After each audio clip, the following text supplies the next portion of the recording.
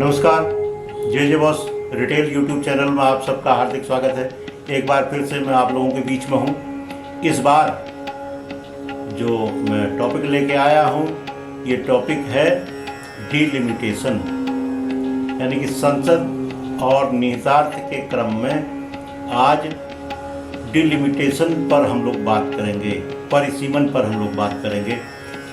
ये शब्द आप लोगों ने पिछले दिनों जो विशेष सत्र हुआ था और संसद की नई इमारत का जब उद्घाटन हुआ तो पहला जो बिल वहाँ रखा गया महिला आरक्षण को लेकर के, उसमें आपने ये शब्द सुना होगा कि जो महिला आरक्षण है तभी लागू होगा जब भारत में 2026 का डिलिमिटेशन यानी कि परिसीमन लागू हो जाएगा।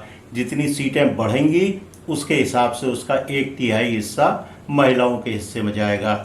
अब जो ये तबसरा है, जो ये टिप्पणी है, जो ये कमेंट्री मैं आपको कर रहा हूँ, इसमें जो ये वर्ड है परिसीमन, अगले 2026, 27, 28 तक आपको काफ़ी सुनने को मिलेगा।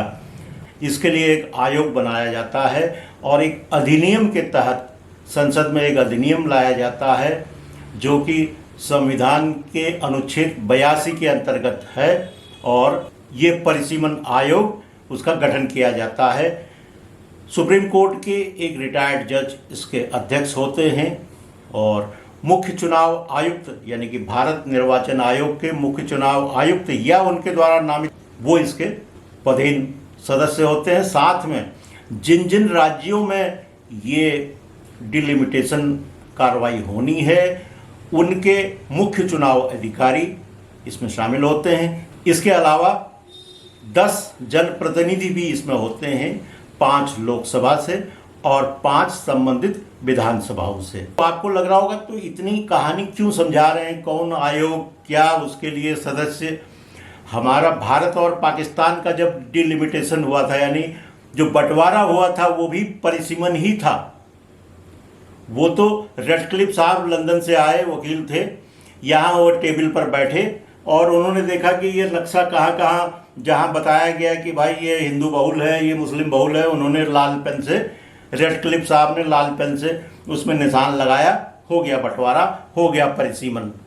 जब देश के बंटवारे का परिसीमन इतनी आसानी से हो गया तो ये लोकसभा क्षेत्र यानी कि लोकसभा सीटें या विधानसभा की सीटें, उसके लिए इतना बड़ा तीमझाम, इतने बड़ी औपचारिकताएं क्यों? नहीं भाई, वो ब्रिटिश इंडिया था, उन्होंने जो कहा वही रूल था।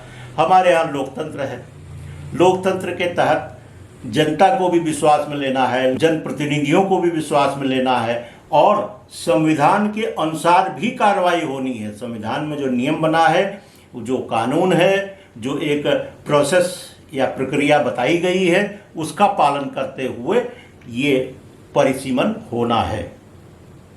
अब डिलिमिटेशन के जो कॉन्स्टिट्यूशनल स्टेटस है यानी कि सांविधिक जो इसका एक दर्जा है वो क्या है?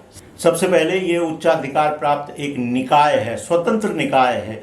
इस पर किसी का कुछ दबाव नहीं चलना है। इसने जो लिख दिया उस पर न विधानसभा और न लोकसभा कोई भी इस पर संशोधन नहीं कर सकता है।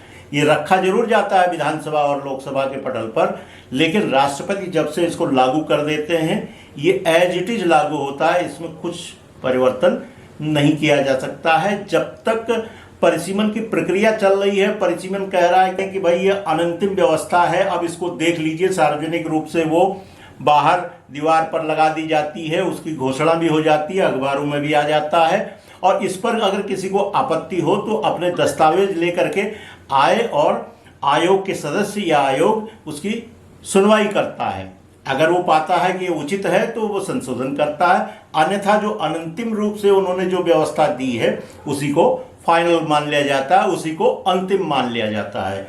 अनंतिम मतलब टेम्परेरी, अस्थायी रूप से।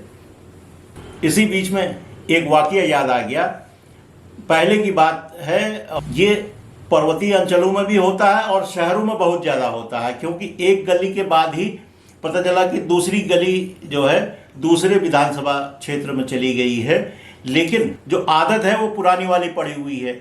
इसलिए एक दूसरे के क्षेत्र में जाकर के प्रचार करना ये आम बात हो जाती है परिसीमन वाले वर्ष में।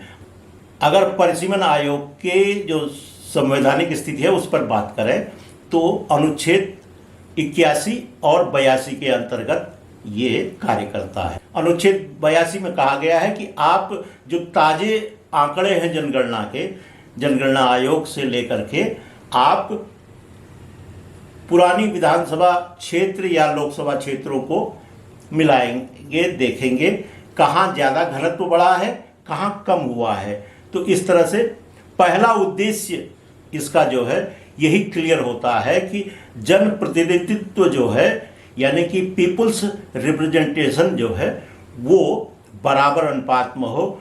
कहीं पता चला कि कई लाखों में प्रतिनिधि हो रहा और कहीं हजारों में ही हो जा रहा है, ये स्थिति नहीं हो। और दूसरी चीज, अब तक देश में हमारे ये 4 बार परिसीमन आयोग का गठन हो चुका है। 1952 में 1952 में पहली बार परिसीमन आयोग डिलिमिटेशन कमीशन बना था। उसके बाद 1962, फिर 1972, फिर सीधे 2002 में, यानी कि अब तक 4 बार परिसीमन का कार्य पूरे देश भर में हुआ है। और 2002 की प्रक्रिया कई साल तक चली थी, 7-8 साल तक चली। 2002 में जो आखिरी परिसीमन आयोग था उसके अध्यक्ष थे सुप्रीम कोर्ट के अवकाश प्राप्त जज कुलदीप सिंह, और इसका गठन 12 जुलाई 2002 को हुआ था। राज्य की विधानसभा सीटों के लिए वर्ष 2001 की जनगणना रखी गई थी और लोकसभा के लिए 1971 की जनगणना को आधार बनाया गया था। यहाँ पर आप सोच रहे होंगे ऐसा क्यों हुआ। दरअसल कई राज्यों की ये बात थी कि हमारे यहाँ परिवार नियोजन यानी कि परिवार कल्याण का जो कार्यक्रम है अच्छी तरह से लागू हुआ है। हमारी आबादी उस दर पर नहीं बढ़ी है जितना कुछ अन्य राज्यों में बढ़ी है जहाँ परिवार नियोजन, परिवार कल्याण के कार्यक्रम अच्छी तरह लागू नहीं हुए हैं। इस वजह से अगर उनके घनत्व के हिसाब से हमारे यहाँ भी लोकसभा सीट का अगर आकार तय किया जाए तो हमारी लोकसभा सीटें कम हो जाएंगी।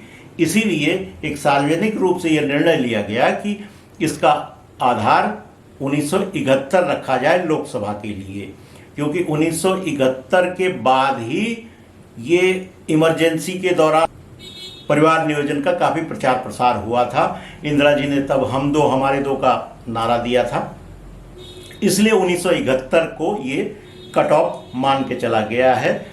हालांकि जनगणना 1981 में भी हुई, 1991 में भी हुई, लेकिन आधार 1971 को बेस ईयर माना गया।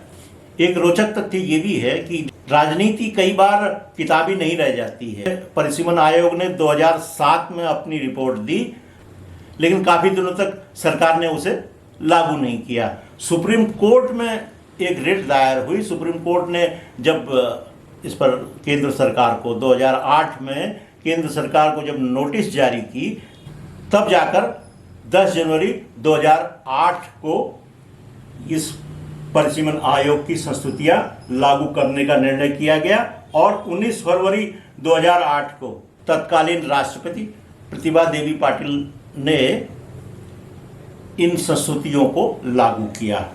परिसीमन के बारे में थोड़ा सा नीरस चर्चा रही होगी, लेकिन ये अभी आपके काम आने वाली है। समय समय पर जो युवा हैं, जो समाज में बोलने के लिए आगे रहते हैं और अपने घर में भी बात करते हैं, नए बच्चों को, छोटे बच्चों को अगर समझाना हो तो परिसीमन या डिलिमिटेशन क्या है इसके बारे में हल्की फुल्की नॉलेज रहनी चाहिए। इसीलिए ये वीडियो मैंने ये बनाया है। अगर आपको ये तबसरा, ये टिप्पणी, ये कमेंट्री अच्छी लगी हो तो कृपया इसे लाइक करें, शेयर करें, और जिन भी व्यूअर्स ने जे बॉस रिटेल यूट्यूब चैनल को अब तक सब्सक्राइब नहीं किया है कृपया सब्सक्राइब कर लें। इन्हीं शब्दों के साथ आपको बहुत बहुत धन्यवाद। फिर होगी मुलाकात। नमस्कार।